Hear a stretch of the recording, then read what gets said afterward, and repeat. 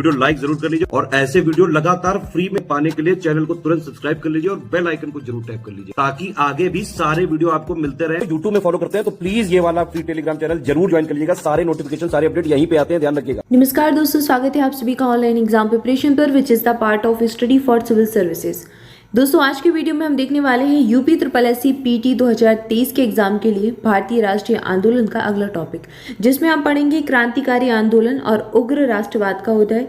अब ये जो था, ये समय था, इस समय कई सारे आंदोलन हो रहे थे, संगठन स्थापित किए जा रहे थे जो कहीं ना कहीं भारत की आज़ादी के लिए काम कर रहे थे या फिर समाज सुधार के लिए।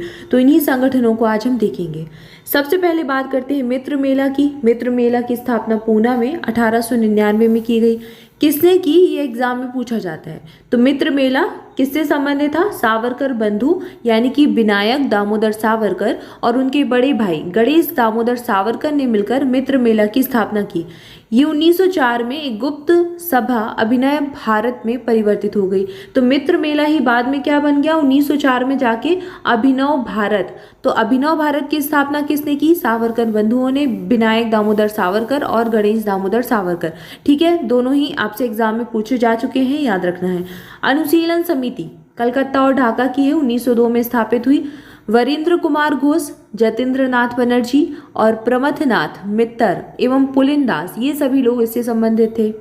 इसके बाद है अभिनव भारत सभा पूना। इसकी स्थापना कब हुई? 1904 में। अब यहाँ पहले ही पढ़ लिया है कि इससे संबंधित कौन थे। तो सावरकर बंधु, गणेश दामोदर सावरकर और विनायक दामोदर सावरकर, क्योंकि इन्होंने मित्र मेला की स्थापना की थी। बाद में यही तो बन गया, 1899 का मित्र मेला बन गया जाके 1904 में अभिनव भारत।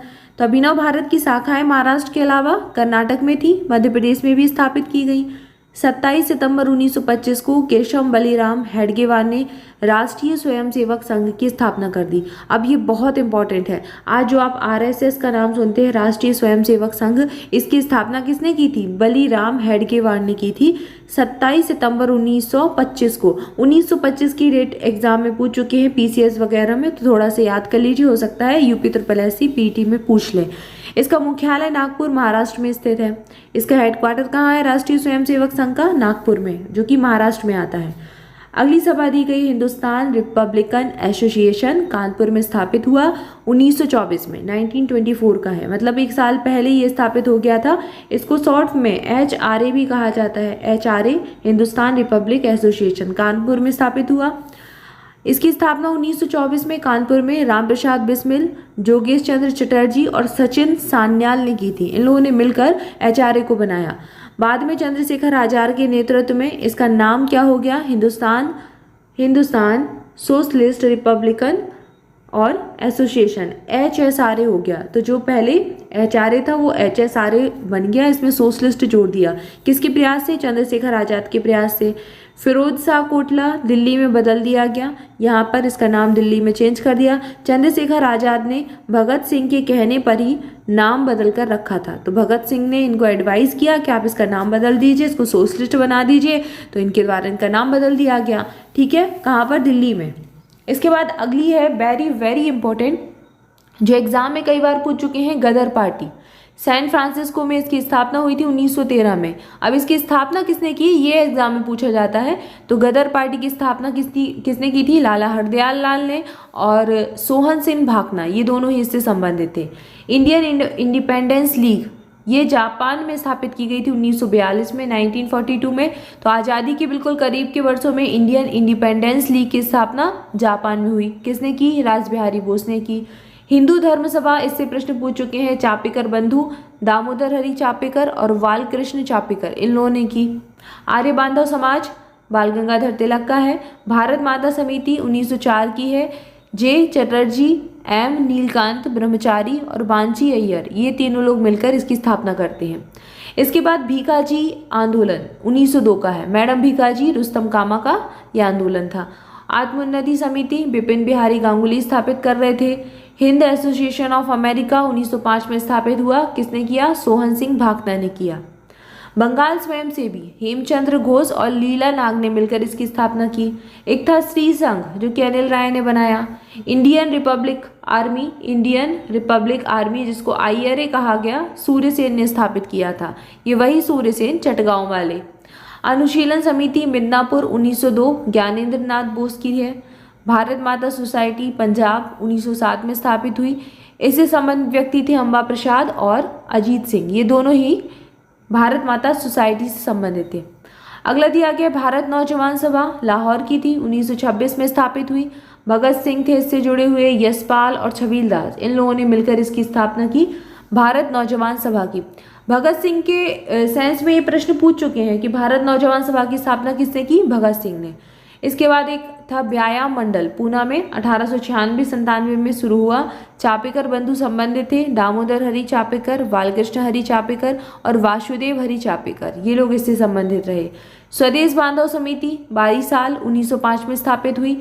अश्विनी कुमार दत्त इससे संबंधित रहे। राष्ट्रीय स्वयंसेवक संघ, ठीक है, ये वही है RSS जो पहले पढ़ लिया ऊपर, केशव बलीराम हेडगेवार ने स्थापित किया 27 सितंबर 1925 को।